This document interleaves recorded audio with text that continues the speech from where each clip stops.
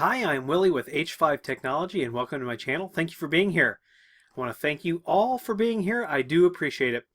Tonight, we're going to talk about the Grandstream GWN7610, which is Grandstream's entry, their foray, into the access point world. They have this, and then they also have an outdoor-ish type access point. I'm going to do a video on each of these.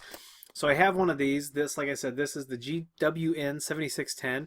It is a 802.11 AC access point. It has dual band 3x3 MIMO technology. It's got 1.7 gigabits or 1750 megabits, however you want to say it, wireless throughput, and up to 175 meter coverage. It has dual gigabit ports. It is powered by PoE+. It has USB. They say that you can support 250 clients on this. But one thing that I really want to talk about before we actually take this thing out of the box, there's 3 different ways you can manage this device. And it's really cool. This is a little different, and I like that. There's 3 ways to manage this. First of all, this access point can be the controller, and it can control other Grandstream access points in your network. Second of all, do you remember the Grandstream router that we had? That can be the controller. And third of all, Grandstream has a beta program right now where they have a cloud-based controller.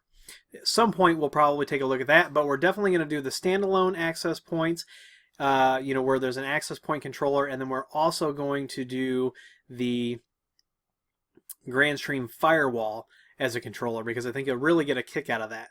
So anything controller based where the access points are working together, we love it here, and you know that because it makes your life easy. What else about this before we unbox it?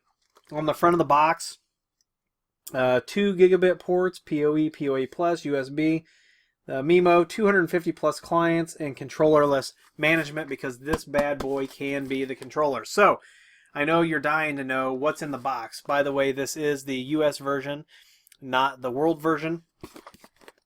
On the back, that description that I read you, I did not have that memorized. I did read that to you, but they have it in several languages on the back. They probably use this same box, and wherever it's going, they change the sticker. This one says US, so if it goes to one of these other countries, Mexico, Germany, probably gets the world sticker. So we're going to open the box up, and I kind of like the look of these. And you know that smell when you open new electronics? I love that. I know some people think it's weird. Some people like the new car smell. I dig the new car smell, but that new electronic smell, like open, get your, any of your electronics out of the box, and it just, I don't know, there's something there. Call me a geek. That's what I am. So we have the access point, comes in a plastic bag so that you can keep that in good shape. We're going to set that aside for a second. The quick start guide. Man, look how thick this quick start guide is. I can make a flip book out of that.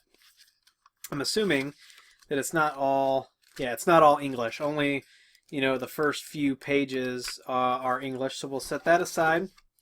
We have our warranty and copyright notice, so they actually have some things that are in the GNU license, and they put that in here. That's awesome that they print that and put that in there. We got a little foam divider. Then we have the mount, and you can see right here the clips where those would slide into the access point, and then you would twist it and lock it in. So you get that. And then I heard something else rattling around in here.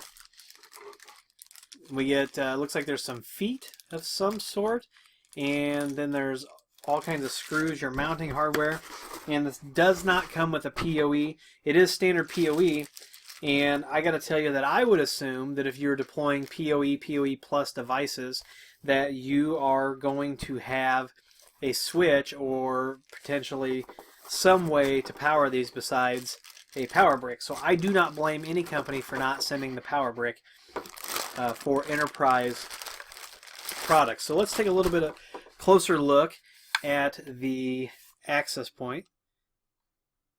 It kind of looks like a UFO. Do you know, like the 1970s, 1980s UFO pictures? You know, those generic. It's kind of nice though. But look, you can see it's vented all the way around. What else? Warranty void if that sticker is removed. Got our title plate down here. It's got our serial number, our MAC address, and it looks like a default Wi-Fi password and a default SSID that is programmed into this, so we'll probably need that at some point for the setup. Of course, it has the Grandstream information right there, and then you can see we've got the reset, the USB, network PoE, and then if you're going to power it with a power brick. So that's interesting that you can power this with a power brick. I'm interested to know what the feet, I don't know if you can put the feet on there. And oh no, those are not feet. I'm sorry, they are plastic washers, but they look like feet because they're pretty big. So it tells us if we're going to mount this. The quick start guide gives us the proper orientation of everything, and I am assuming that the polarization on this, yeah, so the proper polarization if you're mounting it on a wall would be that the name Grandstream is going to go just like that. So it's going to be like 180. That might be a little cockeyed, a little crooked there. It's been a long day. So what else do we need to do? We're not going to mount this guy. We're going to plug it into a network cable back here. We're going to fire it up. And so it says that you can do a couple different things. You can connect to the default Wi-Fi network that's on it. So you could literally just plug this thing in, connect to this default Wi-Fi network that is on the back. So see if you can see that. This is in 720, so it may not be so clear, but down here there's a default network and password, and so you wouldn't even have to configure it. You can apparently plug this thing in and go, which is kind of nice. So to get to it, we want to plug it into the network, and then we are going to download the Grandstream discovery tool, and we are going to scan the network. But the way the lab is set up, if this scan tool, we're going to go ahead and run it, but if this scan tool works the same way as other scan tools, it's only going to find anything that's on the same layer 2 network, which we are not. There are about 3 routers between me and the network that this is going to get plugged into. So I'm going to go ahead and I'm going to grab this cable back here, and I'm going to plug this in. I'm going to set it up here on top of the printer. So we've got it. I don't know if you can see that. The lights, the LEDs here are green, and I'm assuming that that green is a booting status. I don't know if I can get you any better of a color on that, but those are green. So I am assuming that it is booting. At this point, I'm going to go ahead and set it on top of our printer. I'm going to move these papers because that thing is vented, so I'm assuming that she puts out a little bit of heat. And we're going to go grab that Grandstream discovery tool. We're also going to open up the Edge router and look for it to have grabbed an IP address. And then we're going to tear around in the interface of this a little bit. And no, that is not a UFO light. That is my smart Wi-Fi light bulb, which I have a video coming on soon. Anyway, let's we're going to go out. We're going to grab that.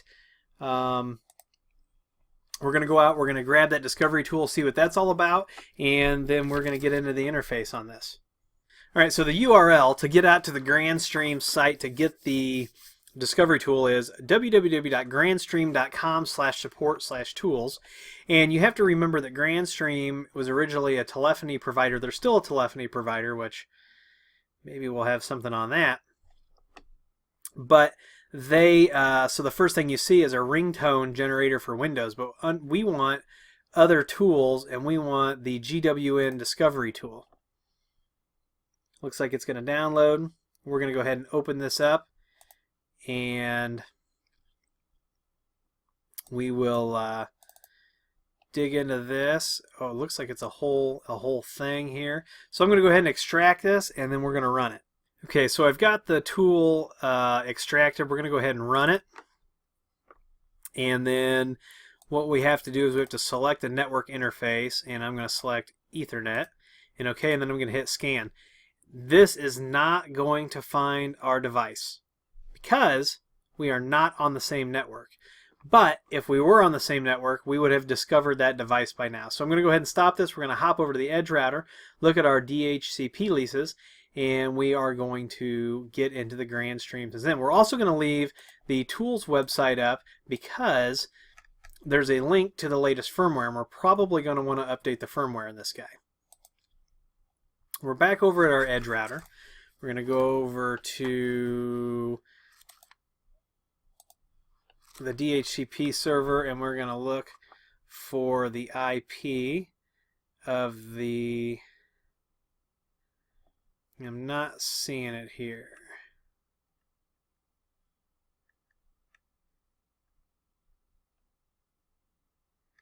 It's got to be one of these. So I'm going to find the IP of this, and I'll be right back. Okay, it didn't have a host name, but it was the first one that I guessed and that I selected. It was the 217.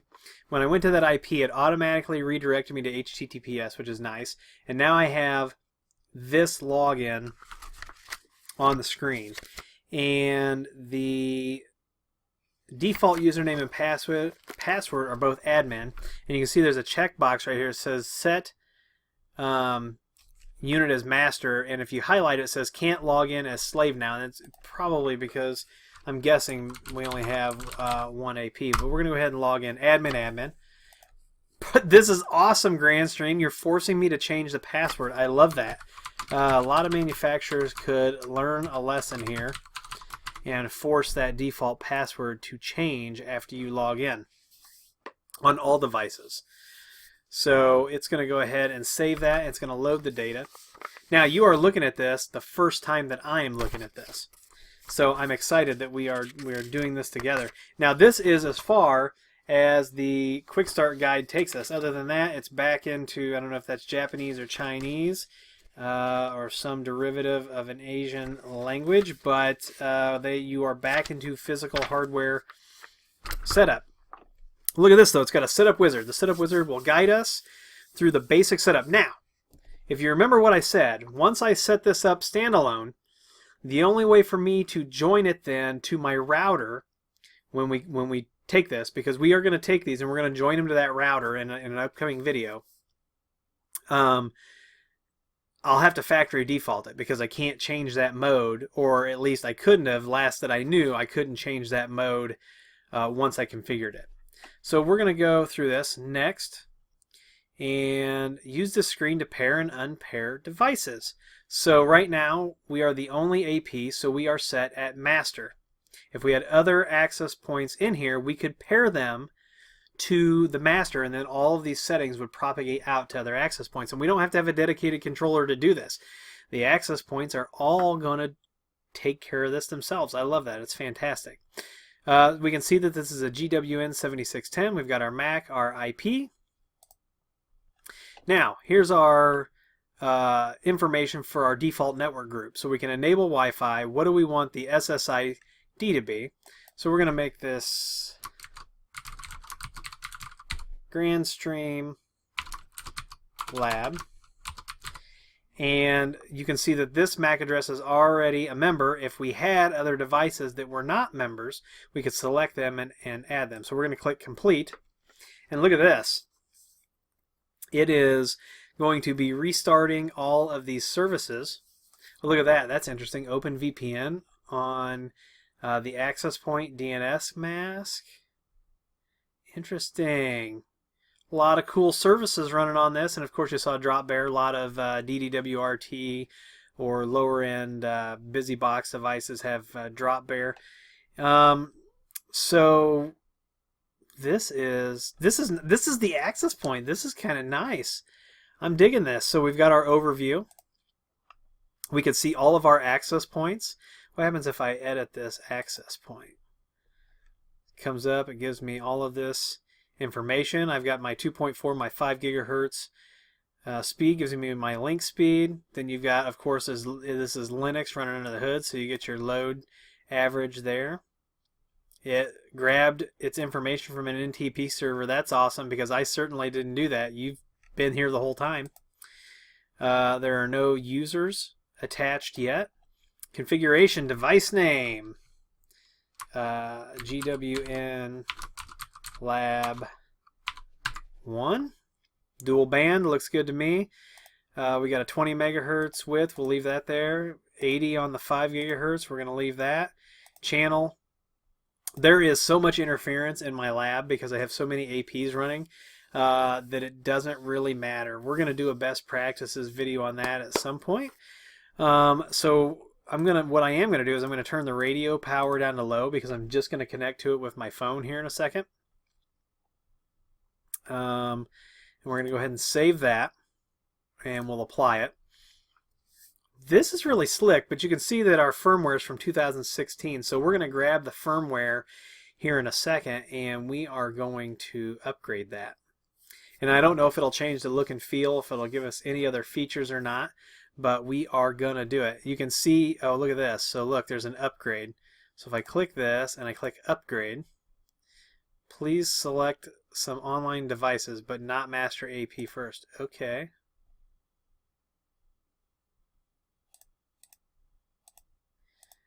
So we may have to do this one manually. There may be something that I'm missing there. All right, so we're going to go to our network group.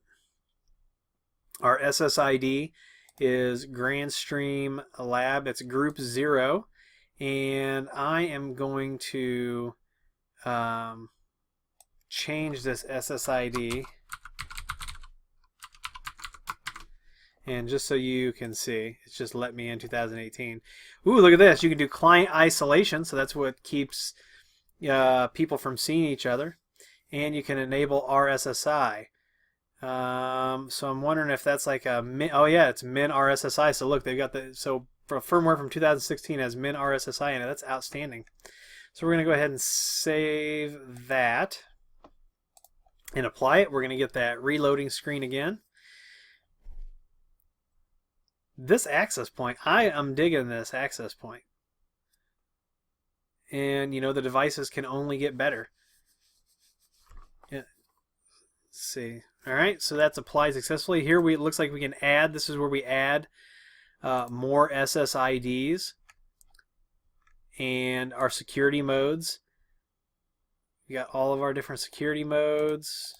And look at there, there's our 802.1x. If you want to run that, that's fantastic. We'll go back to clients. System settings, maintenance.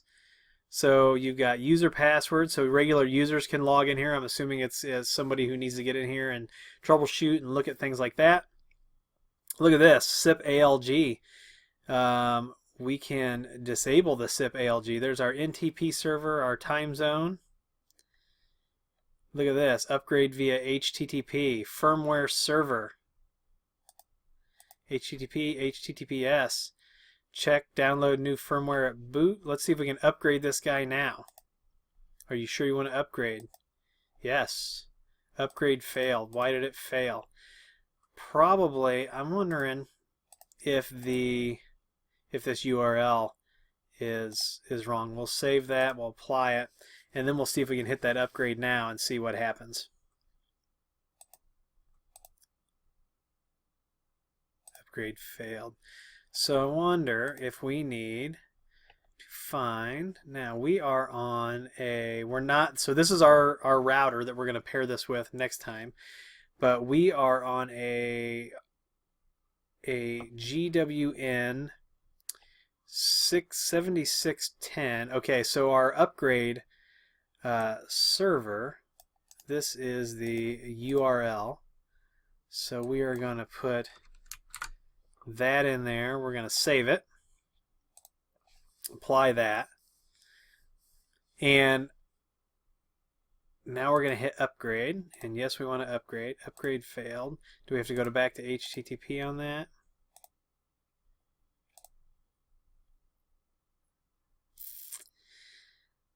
Got the controller service. All right, let's see what happens now. Upgrade, yes.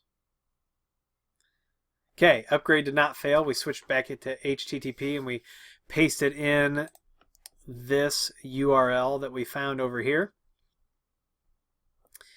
And actually that other access point, while that's upgrading, I'm going to pause this. I'm going to grab that other AP. Yes, so while that's still upgrading, I did grab the other AP that we're going to do the next video on, and it is the GWN7610 LR outdoor access point. And it's quite a bit bigger. It's got a little bit of a different shape. But we're going to set these up as a unit between the two of them before we join them to the GWN7000.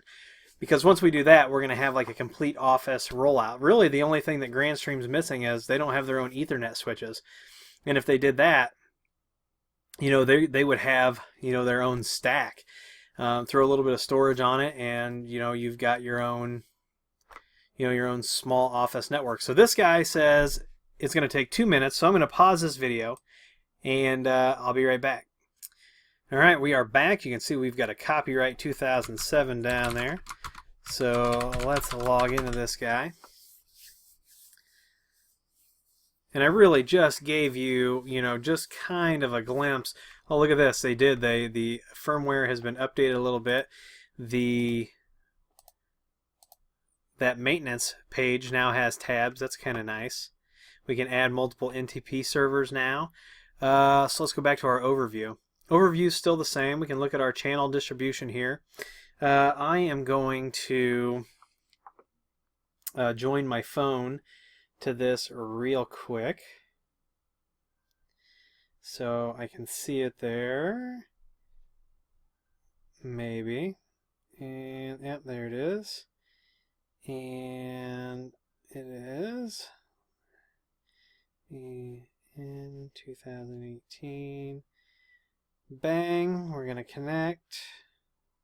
connecting to Grandstream, checking the quality of your internet.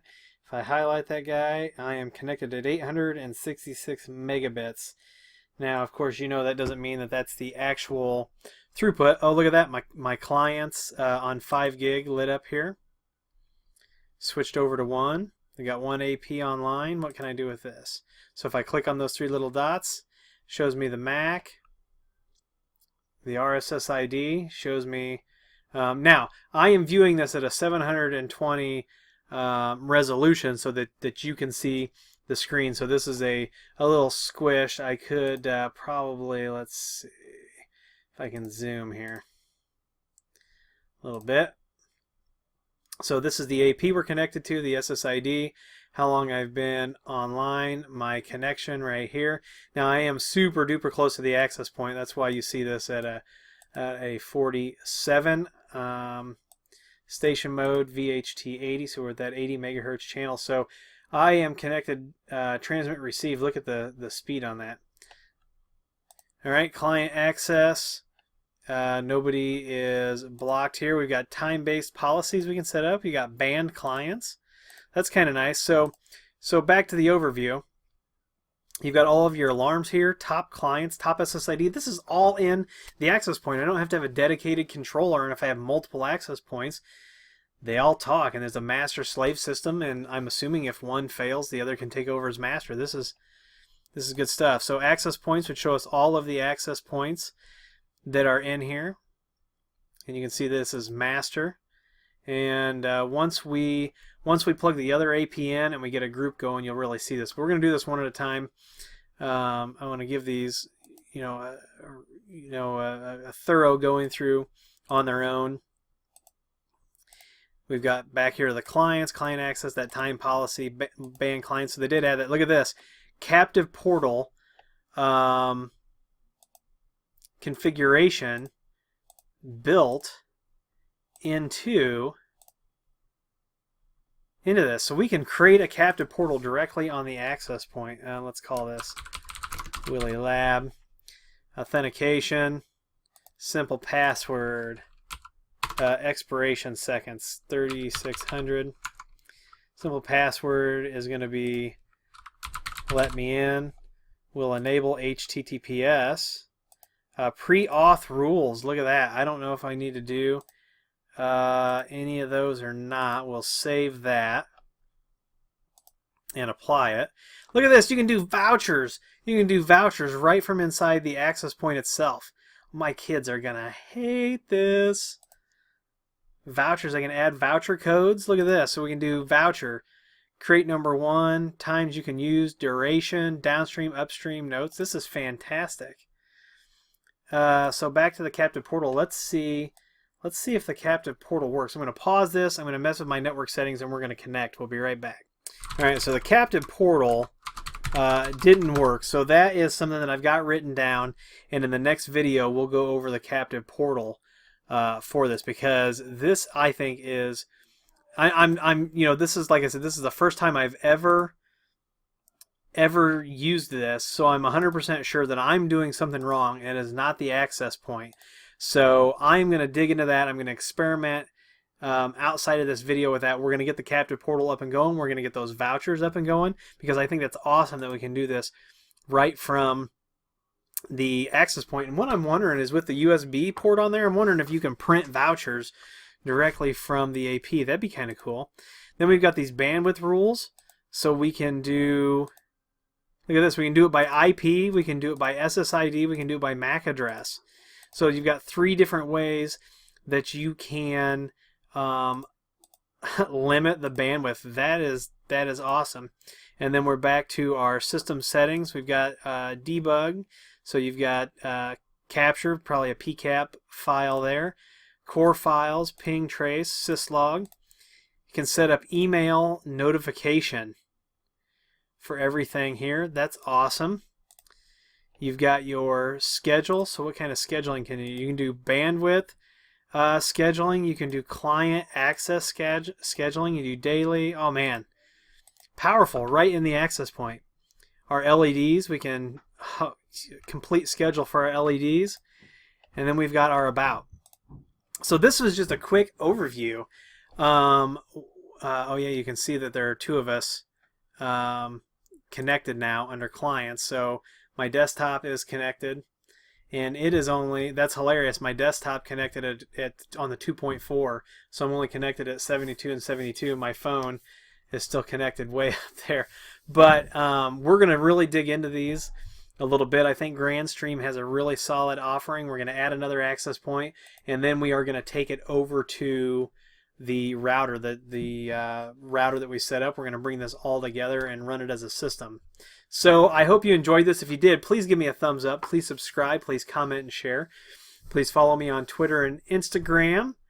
Please, if you want to follow the newsletter, because there is content that's in the newsletter that's not in any other social media, you can go to h5llc.com down there, sign up for the newsletter. You can also contact me for consulting, network consulting, best practices, deployment, Wi-Fi, fixed wireless, you name it. We probably do it. If I don't do it, I've got somebody who does. Like I said, in the next video with the Grandstream, we're going to get into that LR, and we're going to create that group. But if you want to see more content like this, make sure you're subscribed. Make sure you click that little bell down there so you know when the videos come out. We've got a Discord channel. If you want to get a chance to talk to us, that's down there. Charlie's our admin. He's a really good guy. If you want to buy some of these Grandstream devices, they are in my Amazon shop, and the link to that's down there. It doesn't change your price, but it kicks a couple bucks to the channel so we can keep this coming in. I'd like to thank Grandstream for sending me the access points. That's absolutely awesome. And as always, thank you again, and we'll see you in the next video.